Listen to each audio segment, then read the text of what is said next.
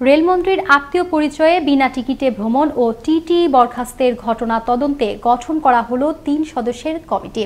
রবিবার থেকে তদন্তের কার্যক্রম শুরু করে তদন্ত কমিটির সদস্যরা।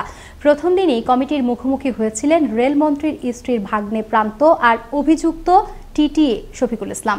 তদন্ত প্রতিবেদন দাখিলের সময়সীমা বাড়িয়ে করা হয় ৫ কার্যদিবস। সহকর্মী বাইজিদ বোস্তামির প্রতিবেদন।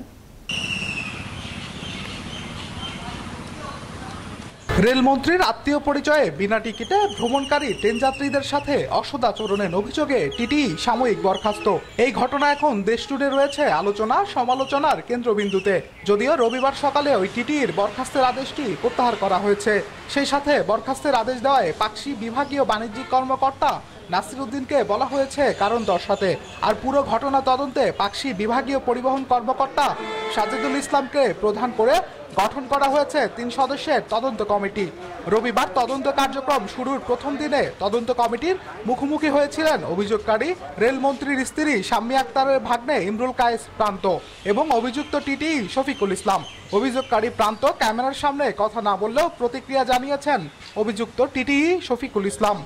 আমি যেহেতু রেলওয়ের জন্য কাজ করি, দেশের জন্য কাজ করি, এরা যেহেতু আমার আবার কাজে যোগদানের জন্য সুযোগ দিয়েছে, এতে আমি অবশ্যই খুশি। এদিকে তদন্ত কমিটির প্রতিবেদন দাখিলের সময়সীমা বাড়িয়ে করা হয়েছে ৫ কার্যদিবস। দিনে ট্রেনে কর্মরত যারা ছিলেন তাদেরকে আজকে ডাকা হয়েছিল, অনেকেই আসতে পারেন নাই, যার জন্য এই ২ কার্যদিবস থেকে তদন্ত কার্য সম্পাদনের জন্য আরো ৩ কার্যদিবস বৃদ্ধি করা হয়েছে। অন্যদিকে তদন্তে টিটি শফিকুল ইসলাম দোষী না হলে তাকে সঠিক দায়িত্ব পালন করার জন্য পুরস্কৃত করা হবে বলে জানালেন রেলওয়ের পাকশি বিভাগীয় ব্যবস্থাপক। ওই ঘটনায় তার রেসপন্স কি ছিল, তিনি সঠিক কাজ করেছেন না ভুল কাজ করেছেন, সেটা আসলে ইনকোয়ারির মাধ্যমে বের করা হবে।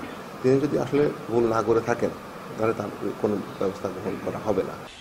রেলওয়ের কর্মকর্তাকে মন্ত্রীর স্ত্রী শাম্মী আক্তার মনির ফোন কলের ঘটনায় বিব্রত খোদ রেলমন্ত্রী। এর কোনো কিছুই আগাম জানতেন না বলে দাবি করেন তিনি। আমার ওয়াইফের যদি কোনো অভিযোগ থাকে রেলের ব্যাপারে, তাহলে তার উচিত ছিল আমার সঙ্গে কথা বলা, এটাই স্বাভাবিক, কিন্তু এইটা সে করেনি। কাজে এই জায়গাটাতে কিছুটা ব্যর্থ হয়েছে বলে আমাদের ধারণা। এটা স্বাভাবিকভাবে তো এটা বিব্রত।